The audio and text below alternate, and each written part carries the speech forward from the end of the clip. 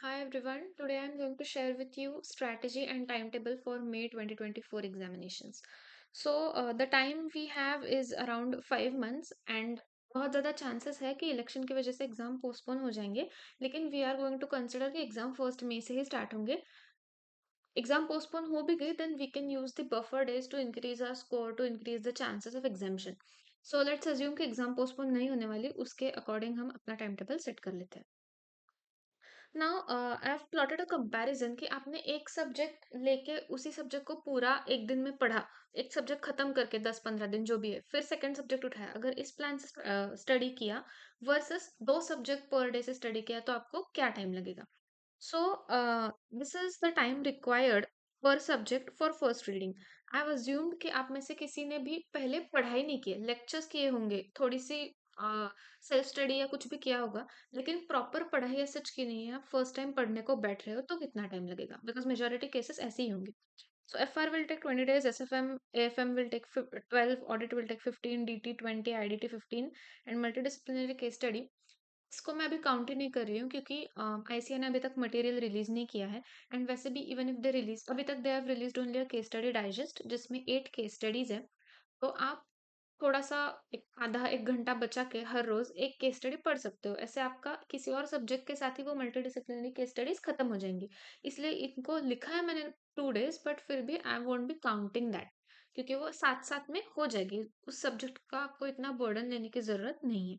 तो इन सारे सब्जेक्ट्स को एक्सेप्ट मल्टीडिसिप्लिनरी मिला के आपको 82 डेज लगेंगे, अगर आपने एक दिन में एक ही सब्जेक्ट और फिर एक सब्जेक्ट खत्म होने के बाद दूसरा सब्जेक्ट ऐसे स्ट्रैटेजी यूज की तो। But I would not suggest you to follow this strategy. I would suggest कि आप एक दिन में दो सब्जेक्ट्स करो। इससे क्या होता है, आपको बोर नहीं होगा एक सब्जेक्ट, एंड साइमल्टेनियसली दो सब्जेक्ट्स, सो आपको दो दो सब्जेक्ट्स पे साथ में ग्रिप बनी रहेगी। सो 2+2+1, ऐसे 3 लॉट्स में आपके सारे subjects, 5 subjects out of 6 multidisciplinary छोड़ के वो आपके कमांड में आ जाएंगे। ऐसे नहीं होगा कि जब आप फिफ्थ सब्जेक्ट कर रहे हो तो आपको फर्स्ट सब्जेक्ट याद ही नहीं है, ऐसे होने के चांसेस कम है। Plus it will save your time because you won't get tired, सिर्फ थियोरी थियोरी सिर्फ प्रैक्टिकल प्रैक्टिकल ऐसे नहीं लगेगा। सो कैसे प्लान करेंगे।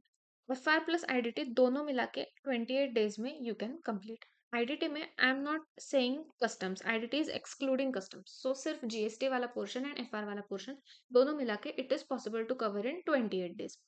सुबह उठ के एफआर किया, फिर दोपहर को आईडीटी किया, फिर शाम को फिर से एफआर किया। The combination is as per your choice. लेकिन ये दो सब्जेक्ट्स इसलिए लिए हैं क्योंकि you can not start with subjects like DT या फिर एएफएम।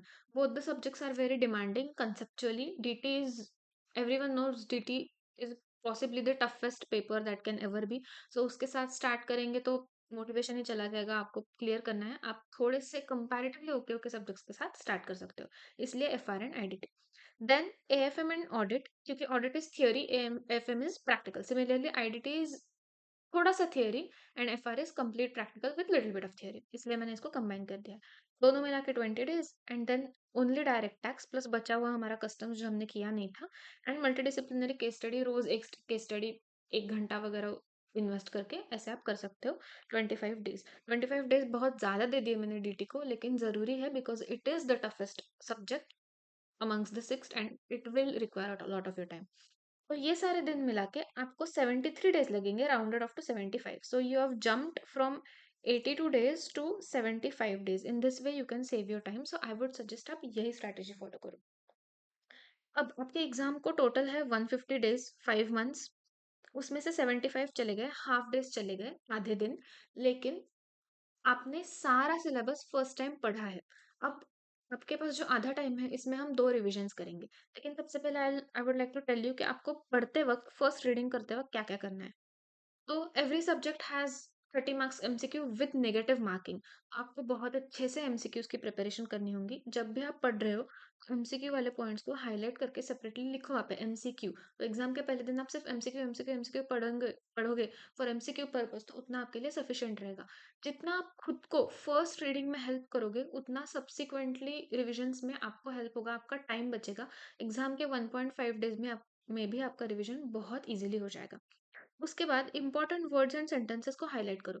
इसका मतलब क्या है कि भले ही आपने एक पैराग्राफ पढ़ लिया, आपको समझ गया, पूरा रट भी गया, फिर भी आपने उस पे कुछ मार्किंग नहीं किया है ना, तो सेकंड टाइम जब भी आप रीडिंग करने वाले हो आफ्टर 1 मंथ और सो, आपको वो पूरा पैराग्राफ पढ़ना पड़ेगा।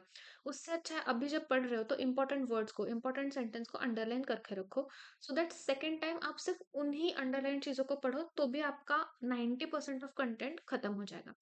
कितना भी आपको बोरिंग लगे या कितना भी आपको लगे बहुत ईज़ी है, इस पे कुछ मार्क करने की ज़रूरत ही नहीं है, वैसे मत करो, उस पे अंडरलाइन करके रखना। सो दैट नेक्स्ट टाइम ये इंप्रेशन भी आपको नहीं लगेगा कि अरे ये तो फ्रेश है जो मैं पढ़ रहा हूँ, पढ़ रही हूँ।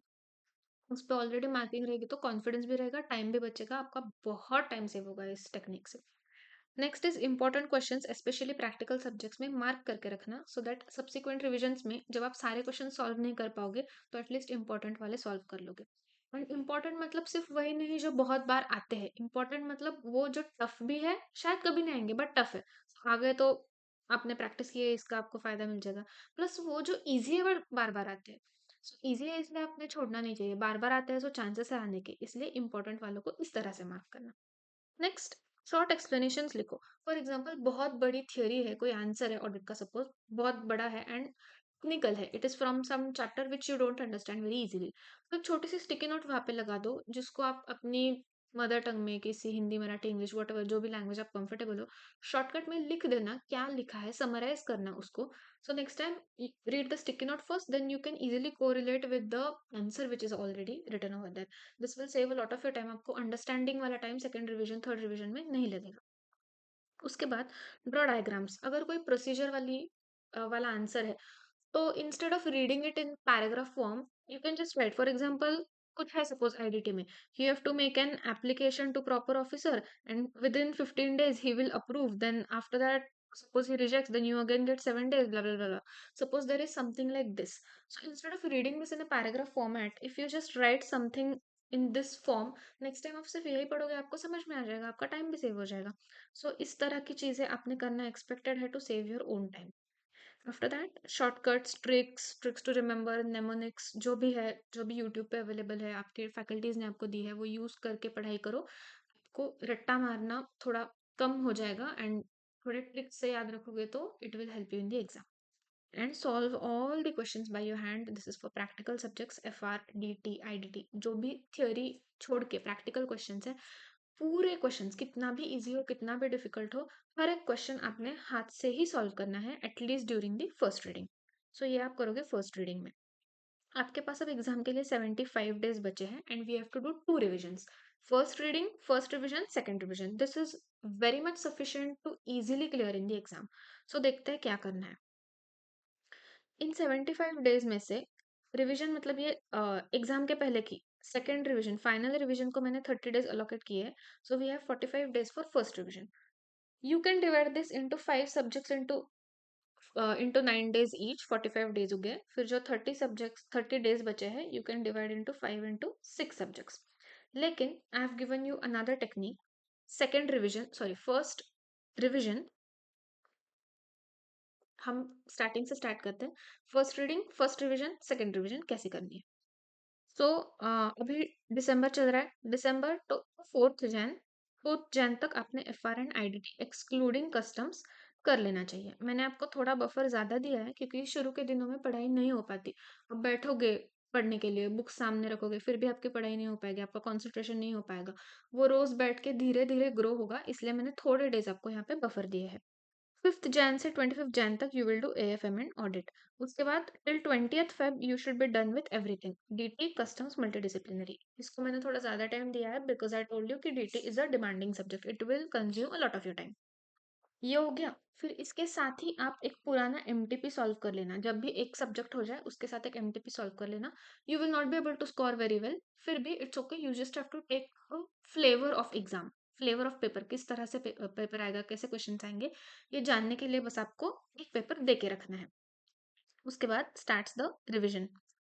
21st Feb से 9th March तक you will do these subjects, इस बार आईडीटी में कस्टम्स भी कर लेना, बाद में टाइम बच जाएगा। उसके बाद now here I have given approximately 9 days पर सब्जेक्ट फॉर द रिविजन।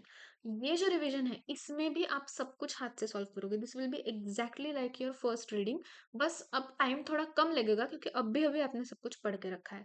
सो इसमें भी कोई शॉर्टकट्स यूज मत करना। जो सारी चीजें, ये जो सारी चीजें मैंने फर्स्ट रीडिंग के लिए बताई, वही सब फर्स्ट रिविजन के लिए भी एप्लीकेबल है। Same to same, you have to solve everything by hand, you have to read everything, you can not skip anything. सिर्फ इंपॉर्टेंट इंपॉर्टेंट चीजें मत करो, वो हम थर्ड रिविजन में करेंगे। So this is the plan. 27 March तक आपके ये सब्जेक्ट्स हो जाएंगे, फिर 10 अप्रैल तक ना जो ये जो थर्ड स्लॉट है, इसमें आप डीटी करोगे, मल्टी डिसिप्लिनरी केस स्टडी करोगे। यहाँ पे ही आपका सेकंड रिवीजन खत्म हो जाएगा। जो बाकी का टाइम मैंने दिया है 10 अप्रैल तक, additional time with DT, you can start revising IDT for the last time, the third revision of IDT. Because 5 subjects है, 2+2+1, एंड इसके साथ आप लास्ट रिवीजन का एक सब्जेक्ट स्टार्ट कर दोगे, IDT. So you have started revising IDT. IDT खत्म हो जाएगा टिल 10 अप्रैल। अब 4 ही सब्जेक्ट्स बचे, बिकॉज मल्टीडिसिप्लिनरी को मैं यहाँ पे काउंट नहीं कर रही हूँ, वो आपका साथ साथ में बाकी सब्जेक्ट्स के साथ हो जाएगा। Believe me, it is very much manageable. अब आपके पास 20 दिन है, 4 सब्जेक्ट्स बचे हैं। उसमें आप स्टार्ट करोगे एएफएम से। पहले 4 दिन आप एएफएम करोगे, फिर आप ऑडिट करोगे, फिर डीटी करोगे, फिर एफआर करोगे। ये कॉम्बिनेशन में मत करना कि एक दिन 2 सब्जेक्ट, यहाँ पे एक दिन एक सब्जेक्ट ही करना। सो दैट वो जल्दी जल्दी खत्म हो जाएगा। अब आपके पास 2 बार स्टडी करके बहुत सारा प्रैक्टिस हो गई है, नॉलेज आ गया है, तो अब आप इजीली एक सब्जेक्ट को एक बार में कम डेज में टैकल कर सकते हो। एफआर को लास्ट सॉल्व इसलिए करना क्योंकि एफआर का ही पेपर फर्स्ट है। उसकी रिवीजन होने के बाद तुरंत ही आपको एग्जाम हॉल में ही चले जाना है, इसलिए इसका रिवीजन मैंने लास्ट रखा है। ऑडिट का यहाँ पे क्यों नहीं रखा और डीटी का यहाँ पे क्यों नहीं रखा? तो डीटी हमारा अभी अभी हो गया है, तो इसको अभी यहाँ पे अगर मैं रिवाइज करूँ तो ऑडिट को बहुत सारा बीच में टाइम लैग हो जाएगा, इसलिए मैंने ऑडिट को ऐसे रखा है। एफआर के 6 दिन में आप ऑडिट भी कर सकते हो। ये डिटेल स्ट्रैटेजी मैं आपको बाद में बताऊंगी थर्ड रिवीजन की, my video will come up. पहले आप फर्स्ट एंड सेकंड रिवीजन पे ही ज्यादा फोकस करना। So this is how you can read once and revise twice. So total 3 readings or revisions I can say. इसको अच्छे से use करो एंड आई प्रॉमिस यू, अगर आप ये टाइम टेबल बहुत अच्छे से फॉलो करते हो, then no one can stop you from scoring minimum 500 marks exam. हर एक सब्जेक्ट में एग्जामेशन लाना बहुत ही इजी है। बस ये टाइम टेबल फॉलो करो एंड ये जो मैंने सारी चीज़ें आपको बताई है, टिप्स एंड ट्रिक्स, तो ये यूज़ करना। Use your time very well. अभी आपको लग रहा होगा कि एग्जाम को बहुत टाइम है, हमारे पास बहुत टाइम है। ऐसा नहीं है, आप पढ़ने बैठो तो आपको समझ में आ जाएगा कि इट्स नॉट दैट इजी। भले ही 6 ही सब्जेक्ट्स है, आईसीएआई ने नेगेटिव मार्किंग इंट्रोड्यूस कर दिया है। किसी भी चीज़ को लाइटली मत लेना, अच्छे से पढ़ना। All the best to all of you. Thank you so much and bye bye.